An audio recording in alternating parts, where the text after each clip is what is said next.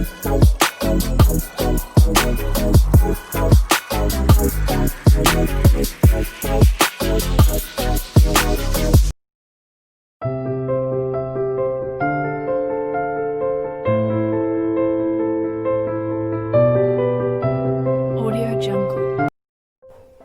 को जय मसीह की।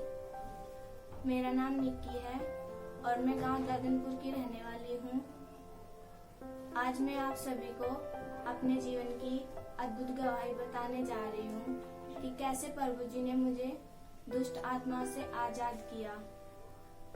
जब मैं 8th क्लास में पढ़ती थी उस वक्त मुझे दुष्ट आत्माओं ने जकड़ा हुआ था और मुझे बहुत ज्यादा परेशानी भी होती थी और मेरा पढ़ाई में मन नहीं लगता था। जब भी मैं पढ़ाई करने बैठती थी तो मुझसे पढ़ाई हो नहीं पाती थी। फिर मम्मी पापा बोलते थे कि पढ़ाई करो पढ़ाई करो।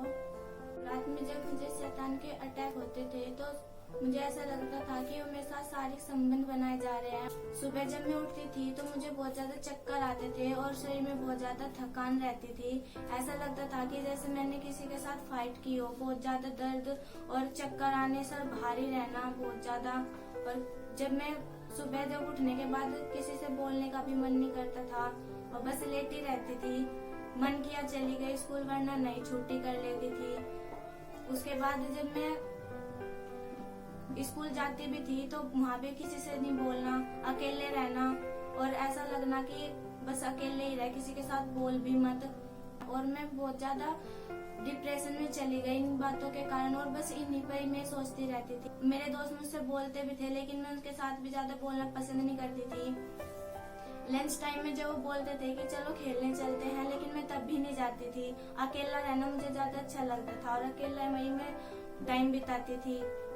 लंच टाइम भी मैं अकेले में ही रहती थी और अगर कोई पीरियड खाली भी है उसमें मैं अकेले ही रहती थी। ना किसी से बात करना, ना ही पढ़ाई में मन लगना, बस यही सोचना कि मेरे साथ क्या हो रहा है क्या नहीं। और जैसे एक डिप्रेशन मुझे हो गया था, जैसे मैं डिप्रेशन में चली गई हूँ। ना तो किसी से बात करना, ना किसी के साथ बोलना, अच्छे से खाना भी नहीं खाना। मम्मी पापा के साथ भी अगर बोले तो ऐसा बोलना कि उन्हें अच्छा भी ना लगना। वो बोलते थे कि हमारे साथ तो अच्छे से भी ना बोलती, ना मम्मी पापा के साथ बोलती, ना बहन के साथ बोलती, किसी के साथ भी अच्छे से नहीं बोलती थी।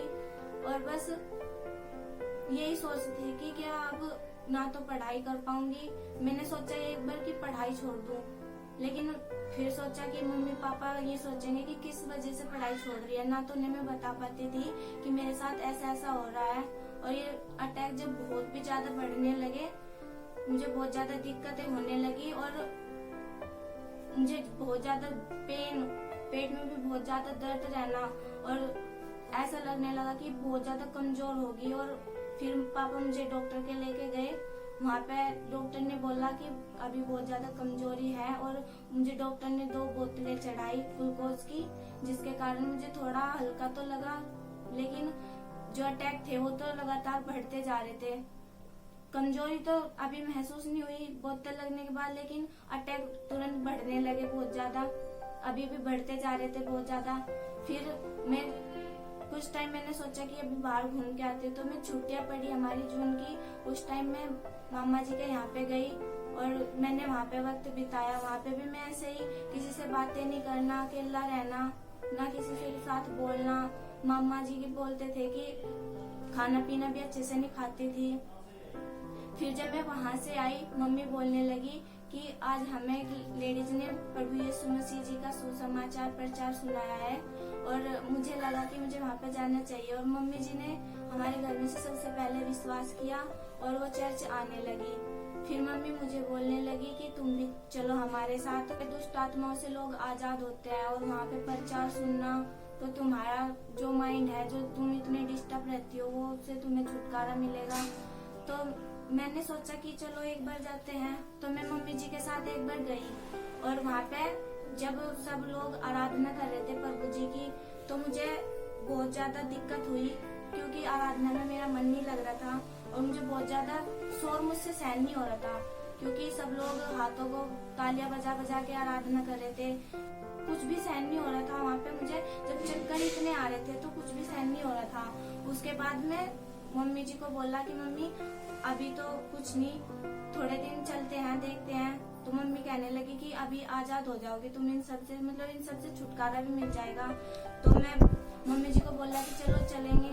फिर धीरे धीरे पापा जी भी जाने लगे, बहन भी जाने लगी, मैं भी जाने लगी। वहाँ पे जब एक दिन पास्टर जी ऑयल से प्रेयर कर रहे थे तो सबकी प्रेयर हुई वहाँ पे। जब मेरा नंबर आया तो मुझे मेरे लिए भी प्रेयर हुई और मुझे वहाँ पे चक्कर आ गया और मैं गिर गई।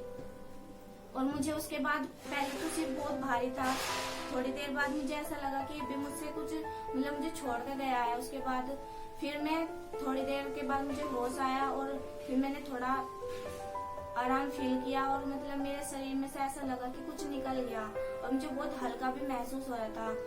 प्रार्थना के बाद से मैं अब इन सब चीजों से ठीक हूँ। अब मैं ना तो मुझे दुष्ट आत्मा के अटैक होते हैं और ना ही दुष्ट आत्मा मुझे सताता है और ना ही मैं इन सब चीजों में अब जो गलत रिलेशनशिप थे उन सबको मैंने छोड़ दिया और इन सब चीजों से मैं आजाद हूँ।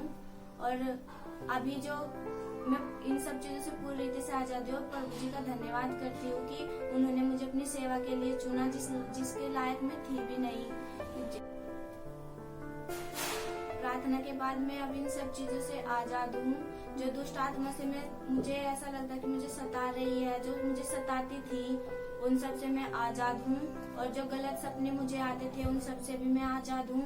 और गलत फिल्में देखना, गलत दोस्तों के साथ रहना, गलत बातों में मन लगाना, इन सब चीजों से मैं पूरी रीति से आजाद हो चुकी हूँ। और मैं प्रभु यीशु मसीह जी का धन्यवाद करती हूँ कि उन्होंने मुझे जिस चीज से परेशानी थी, आराधना, उसी के लिए मुझे अपना एक आराधक चुना और मैं परमेश्वर जी की आराधना करती हूँ और प्रभु जी का धन्यवाद करती हूँ कि अब मेरे जीवन की जो इन सब चीजों से मुझे आजादी मिली है, प्रभु जी का धन्यवाद हो। और मैं अपने पास्टर मोनू धामा जी का और प्रभु जी का इस गवाही के लिए धन्यवाद करती हूँ। सभी को जय मसीह।